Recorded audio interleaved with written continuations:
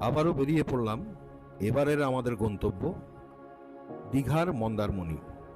রাতেই বেরিয়েছি, কিন্তু ভিডিওটি শুরু করলাম দিনের আলো ফোটার সাথে সাথে। ওই দেখুন, দূরে দেখা যাচ্ছে মেঘের আড়াল থেকে সূর্য ধীরে ধীরে বেরিয়ে আসছে। কালো পিচের রাস্তা, দুধারে গড়বেতা ও শালবনির সবুজ জঙ্গল। এ এক মনোরম দৃশ্য। সকাল হতেই ভোরের দিকে একটি রোড সাইড ধাবায় চা খাওয়ার জন্য দাঁড়ালাম।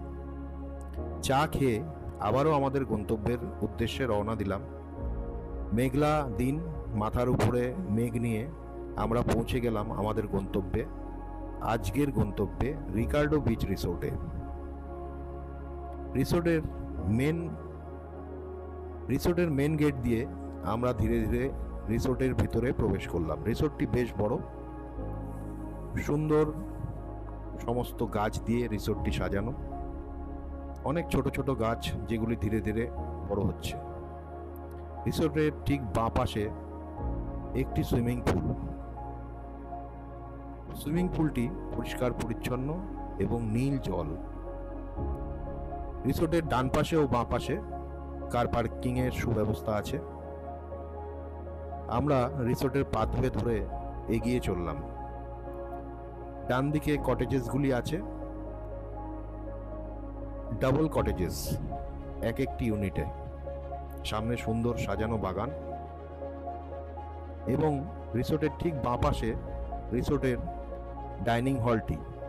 খিদে পেয়েছিল, ঢুকে গেলাম ব্রেকফাস্ট করবার জন্য।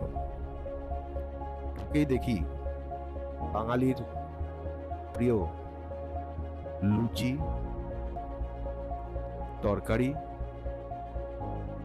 ডিম সেদ্ধ, ব্রেড ও বাটারও রয়েছে, সঙ্গে পোহাও থাকে।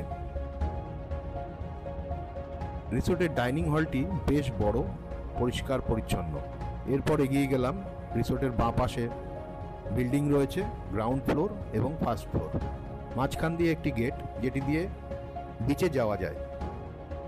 রিসোর্টের শেষ প্রান্তে ওনাদের রিসেপশন এবং বাঁ দিকে একটি স্টেজের মতো বড় জায়গা, যেটিকে আপনার মনে হবে জাহাজের ফ্রন্ট ডেস্কে আপনি দাঁড়িয়ে আছেন।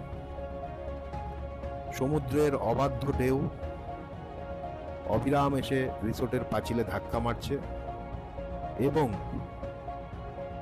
জল ছিটকে আসছে আপনার দিকে। এ যেন এক অসাধারণ দৃশ্য, যা সারাদিন ধরে দেখলে আপনার মন ভরবে না। চলে আসি রুমে, আপনাদেরকে দেখাই রুমটি।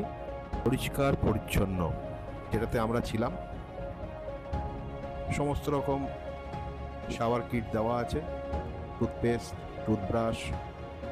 আমাদের রুম থেকে বেরিয়েই জোয়ারের সময় জল একদম রিসোর্টের পিছন অবধি চলে যাচ্ছে। অগাধ জলরাশি, রূপলি সমুদ্রের ঢেউ বারবার আসছে, আবার ফিরে যাচ্ছে। এখানে দাঁড়িয়ে একটি গানের কথা বারবার মনে পড়ে যাচ্ছিল।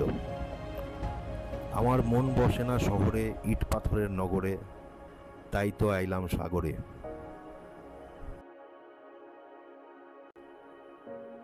এখানে দুদিন কিভাবে পেরিয়ে গেল ভাবতেও পারলাম না। এনাদের স্পেশাল 4টি রুম আছে, যেটা সি ভিউ রুম এবং প্রিমিয়াম ক্যাটাগরি রুম বলা হচ্ছে।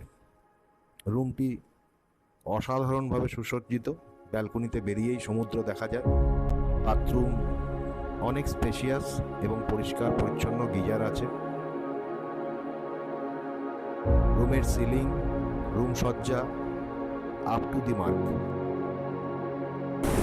আজকে রিকার্ডো রিসোর্টের আপনাদেরকে সম্পূর্ণ বর্ণনা দেব, মানে রুম সম্পর্কে, যে ওনাদের কি কি ক্যাটাগরির রুম আছে এবং সেই রুমের ট্যারিফ কি কি আছে। দাদা একটু বলবেন। আমাদের প্রথমত বলি, রিকার্ডো বিচ রিসর্ট মানে চাই মন্দারমণিতে যে কোনো লোকই আসুক, যে এসে স্টে করতে পারে। সবার ধারণা থেকে থাকে যে মন্দারমণিতে আসলে রুম ট্যারিফ খুব বেশি। আমরা সেই জন্য কটেজ রেখেছি 2200 টাকা উইথ ব্রেকফাস্ট ইনক্লুডেড দুজনের। আর তারপরে বিল্ডিংয়ের গ্রাউন্ড ফ্লোর রেখেছি 2500 টাকা, ঠিক আছে।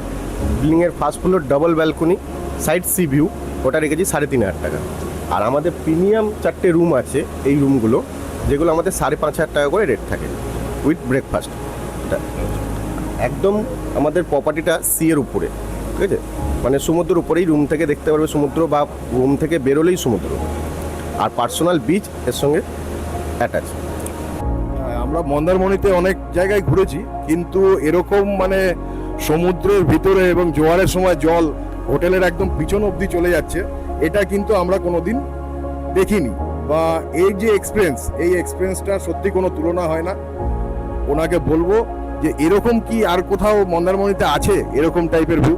না, মন্দারমণিতে আমার ধারণাতে যে 300-350 খানা হোটেল আছে, বাট এইটাই আমাদের রিকার্ডো বিচ রিসর্ট নাম্বার 1। এরকম ভিউ আর এরকম রিসর্ট কিন্তু একটাও নেই। সি ভিউ রুম কিন্তু মন্দারমণিতে অনেক হোটেলেই পাবেন, বাট এই যে সি ভিউটা, এটা পুরো মনে হচ্ছে আমরা নিজের একটা নৌকার উপরে বসে আছি।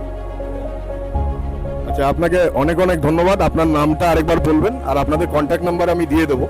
যদি কেউ মানে আসতে চান তো অবশ্যই একবার আসুন, রিকার্ডোতে থেকে যান। ওনাদের প্রত্যেকটা স্টাফের ব্যবহার এবং এনাদের মালিকদের ব্যবহার সত্যি অতুলনীয়। একবার আসুন, রিকোয়েস্ট করব। আর ওনার নামটা আরেকবার জেনে নেব। আমার নাম প্রসেন ভট্টাচার্য, কন্ট্যাক্ট নাম্বার হচ্ছে 8777603319। Thank you Prosenjit.